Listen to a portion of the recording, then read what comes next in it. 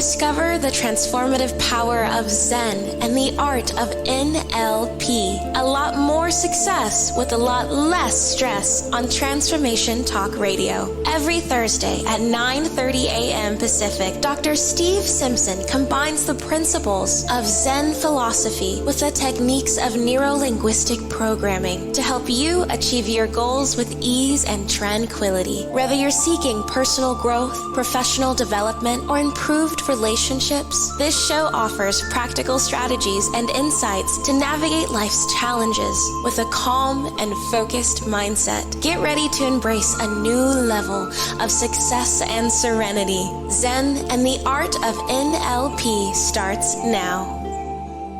Certainly does. Hello, everyone. Okay, today we continue our journey into the profound teachings of Zen Buddhism, and we learn more about the second noble truth, and more importantly, we learn how to use it. And it's all about avoiding the trap of desire. The second noble truth identifies craving as the primary fuel that perpetuates our cycle of suffering.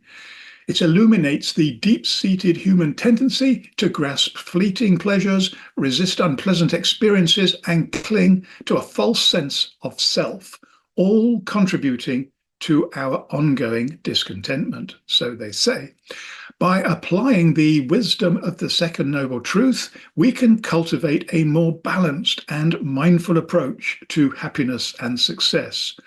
This involves shifting our focus from external achievements to things like inner well-being, managing craving and aversion through mindfulness and conscious choices, and embracing the impermanence of all things, because then we can experience greater peace, contentment, and true fulfillment. If you do this right, you will glide through life like a swan on a calm lake. However, if you do it wrong, your life will be like an out-of-control wheelie bin in a storm. So we can't have that. No wheelie bins on this show. I'm Dr. Steve Simpson, and you are listening to Zen and the Art of NLP on Transformation Talk Radio. Today, as we delve into the dark side of our desires, we'll also explore how the principles of neuro-linguistic programming, known as NLP for short, and Zen philosophy intersect with this journey, and they do. These insights will inspire you and provide practical tools for personal growth and inner peace. Zen is a state of calmness, attentiveness, and tranquility. It shares a common goal with NLP to enhance personal development, boost performance, and improve communication, and of course, many other things too. Someone with a Zen attitude approaches a situation calmly and with a focused awareness, because this is the home of peak performance and the source of massive results. And this is what my clients come to me for. Today's headline topic is the second noble truth, the trap of desire. Now, we always have three quotes if we have time for them, and I choose them pretty carefully to kind of highlight and summarize some of the things we're going to be talking about. And the first one is, do you know what author Brian Tracy thought about desire? He says the key to success is to focus our conscious mind on things we desire and not things we fear. Well, I'm sure we all agree with that. I hope we do it. Do you know what playwright George Bernard Shaw thought about desire? He said, or he wrote, imagination is the beginning of creation. You imagine what you desire. You will what you imagine. And at last, you create what you will. I guess that's another way of talking about visualization. And finally, do you know what novelist Walter Scott thought about desire? Success. Keeping your mind awake and your desire asleep. I like that. It's short and to the point. And the source of these three inspirational quotes is from brainyquote.com. So stay with us for the next 30 minutes and let us help you experience that sweet spot of mind, body, and soul to embrace a new level of success and serenity, helping you achieve a lot more success with a lot less stress. Please post your questions and comments, and I'll do my best to answer them in the final part of the show. And you can also call us now at our live call-in number. Yes, this is a live show. The number is 1-800-930-2819. And this is your chance to engage directly with a topic and share your thoughts with our audience. And remember, you're not alone on this journey. We're here to support you every step of the way, and we haven't lost anybody yet, and we're not planning to. To remind you, today's headline topic is the second noble truth, the trap of desire. And we are now ready for our next adventure, and we'll dive again into the profound depths of our brains. And I warn you, as I do every week, that you may never think the same way about yourself again. You'll think better. And you've got two choices. You can turn back or you can be brave. Trust me, I'm a doctor. More importantly, I'm a world-renowned lizard trainer. So let's get started right now. Step 1 of 3 introduces the second noble truth and why we almost always fall into the traps of desire, because they're everywhere. Step 2, when we get onto it, explores some of the primary desire traps waiting for us to fall into.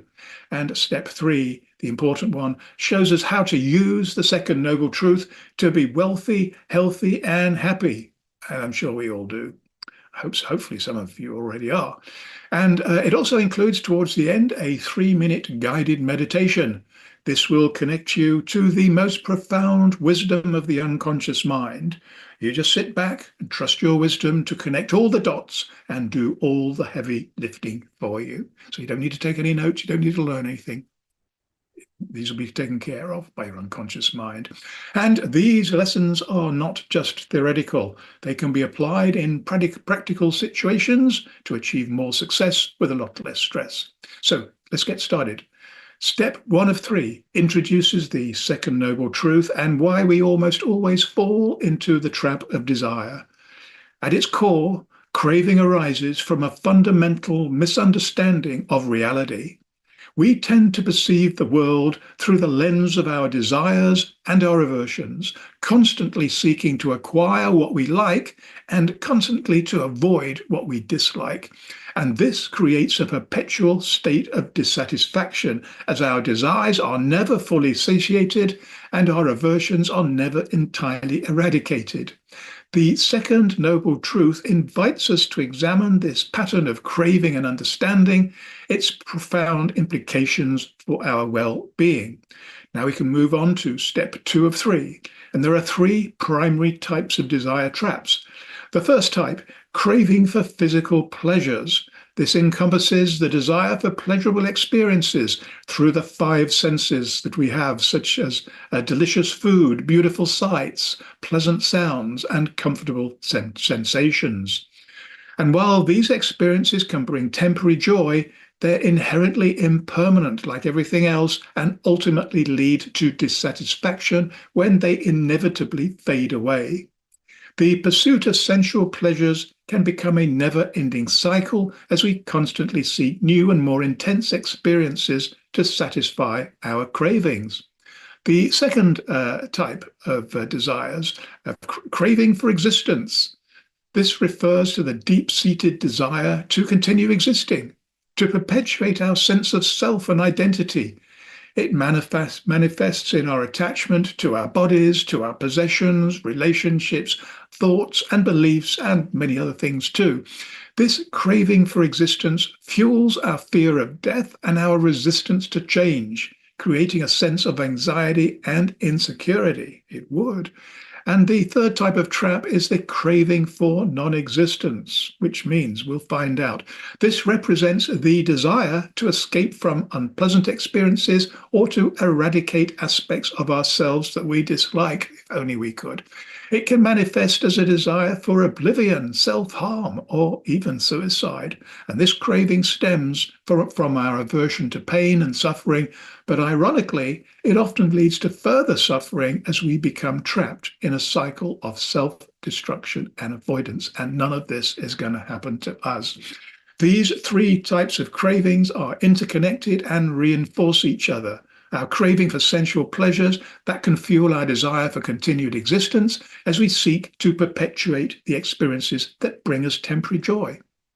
Similarly, our aversion to unpleasant experiences can lead to a craving for non-existence as we strive to escape from the pain and suffering of life. Just remember, we're always only ever one thought away from a better thought. Step 3 of 3 shows us how to use the second noble truth to be healthy, wealthy, and happy. Because this, the second noble truth, states that craving is the root of suffering. It might seem counterintuitive to pursuing happiness and success. However, understanding and applying this truth can paradoxically lead to a more fulfilling and balanced life. And here's 2 of the 4 ways to show. We'll do the other 2 later on. Number 1, the first way, redefining success and happiness, shifting focus. The second noble truth encourages us to reconsider our definition of success and happiness. It emphasizes the importance of inner peace, contentment, and freedom from suffering as accurate markers of well-being, rather than the external achievements and possessions that we lust for. Sustainable happiness, by recognizing that chasing fleeting pleasures and external validation leads to temporary satisfaction at best. Or we can shift our focus towards cultivating inner qualities like compassion, gratitude, and mindfulness, which we have more control of and which lead to a more sustainable and lasting sense of happiness. And the second type of traps are managing craving and aversion. The first way to do this is mindful awareness. Developing mindfulness allows us to observe our cravings and aversions as they arise without getting caught up in them. We've got choice. This awareness creates space for conscious choice rather than impulsive reactions driven by desire or aversion. It empowers us to be in control and self-aware, leading to a more balanced life. Setting healthy boundaries is part of this. Understanding the second noble truth helps us to set healthy boundaries to pursue success. For example, it encourages us to avoid excessive ambition or attachment to outcomes, which can lead to stress, burnout, and dissatisfaction almost always. Instead, we can focus on the process and our efforts rather than the results, and be open to adjusting our goals based on our well-being and values. Cultivating contentment, by practicing contentment with what we have and appreciating the present moment, we can reduce the constant striving and dissatisfaction that arises from craving. This allows us to experience greater peace and joy in our daily lives. And you are listening to Zen and the Art of NLP with me, Dr. Steve Simpson. We're going to take a swift break, but before we do that, take a moment to think about these 4 questions. What is your greatest gift? You probably know this, but you might not. A lot of people take these things for granted. If you're not sure, ask somebody you trust, a friend, family, and they will tell you in a second what your greatest gift is, because they can sometimes see things that you can't. The second of the 4 questions, what's the one thing that you desire the most? There's nothing wrong with desires. What's the one thing that you desire the most? And if this aligns with your greatest gift, you're off to a great start. But not so much with this one, the third big question. What's the one thing that is stopping you from achieving it, your desire? If you can find out what's stopping you, then you're 80% of the way there to getting rid of it and finding a strategy that will help you. And the fourth one, which is a bit unusual, it's what is the one thing that you want to share with others? The reason why this is a bit different, because the other questions were all about ego, amigo, and all that, and aspirations, and me. This one, it's not at all. It's the opposite. What can I share with others? How can I help other people? What can I discover with other people? What lessons can I share with them?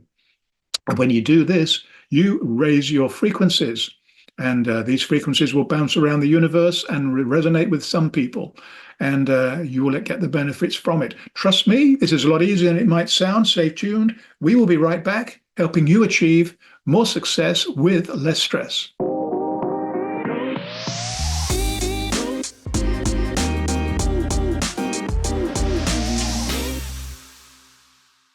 And we are right back, and I hope you enjoyed pondering those 4 big questions during the break. The best way to find out more about me and my work, and I hope you do, is to check out my website, drstephensimpson.com. Sign up for my free weekly newsletter and discover plenty of other free stuff to explore, including the popular Zen Doctor and Poker Genius podcast channels. If you feel rich, and I hope you do, and if you don't, I hope you're soon going to be very, very rich. There are also some things you can purchase like books, hypnotic audio books, and the various coaching programs that I offer. And now we are ready to complete step 3 of 3 using the second noble truth to be healthy, wealthy, and happy. And these are the final 2 ways. I did the first 2 before the break. Now here we go for the last 2. Making conscious choices, values-driven actions, aligning our actions with our core values rather than being driven solely by external rewards or recognition leads to greater purpose and fulfillment. And this also helps us avoid actions that might bring temporary success, but ultimately contribute to long-term suffering. Healthy relationships are part of this. The second noble truth guides us towards cultivating healthy relationships which are founded on mutual respect and understanding, rather than fostering attachments based on clinging or dependency. And this allows us to experience genuine connection and support without suffering from unhealthy attachments. Mindful consumption. I know you're going to like this one. By practicing mindful consumption and recognizing the impermanence of material possessions, we can break free from the cycle of craving and the relentless pursuit of more, thereby reducing unnecessary suffering. For instance, we can practice mindful shopping. Don't throw things at the screen. Considering an item's necessity and long-term value before purchasing, rather than buying impulsively or to satisfy a craving for novelty. Embracing change and impermanence, and part of this is the 4th one, and part of this is adaptability. Recognizing the impermanent nature of all things helps us to develop adaptability and resilience in the face of change. It's a weapon to confront our challenges with greater ease and grace rather than resisting what is and creating unnecessary suffering. And closely related to this is letting go. By learning to let go of attachments to outcomes, expectations, and even our sense of self, we can experience greater freedom and peace. This allows us to flow with life's currents rather than clinging to rigid ideas and creating resistance and suffering. And it's surprising when people let go, they often perform almost always much better than they did when they were trying so hard. By applying the wisdom of the second noble truth, we can cultivate a more balanced and mindful approach to happiness and success. This involves shifting our focus from external achievements to inner well-being, managing craving and aversion through mindfulness and conscious choices, and embracing the impermanence of all things. We can experience greater peace, contentment, and true fulfillment. Step 3 of 3 has shown us how to use the second noble truth to be healthy, wealthy, and happy. And now we will put these priceless Zen secrets into practice with a guided meditation that will join the dots and release the wisdom of your unconscious mind. Let's get started now.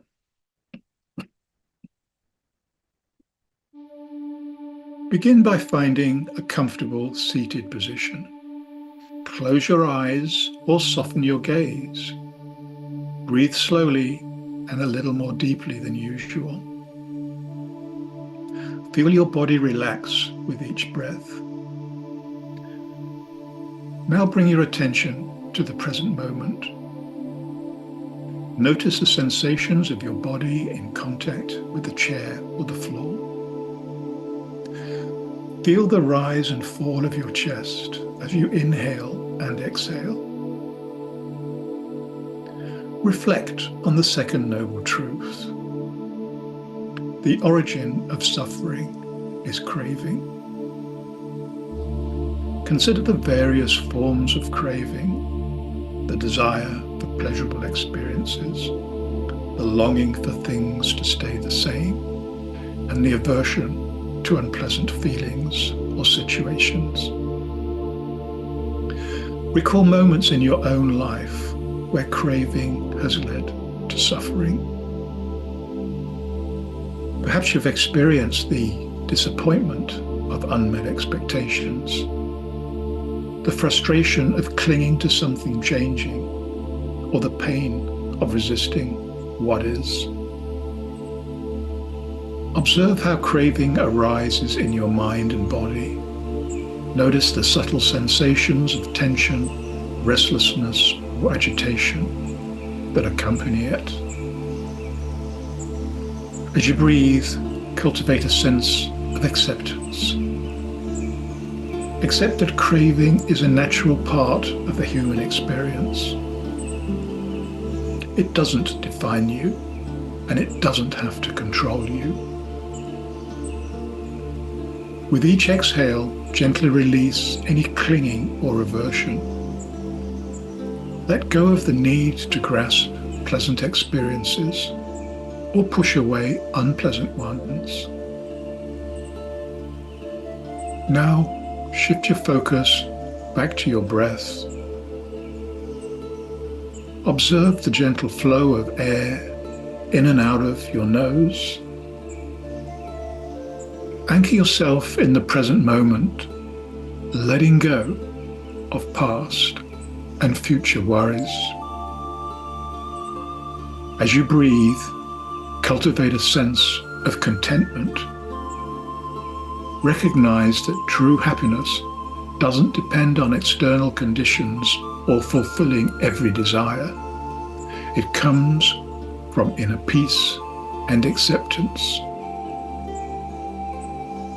Remember that this meditation is not about suppressing craving.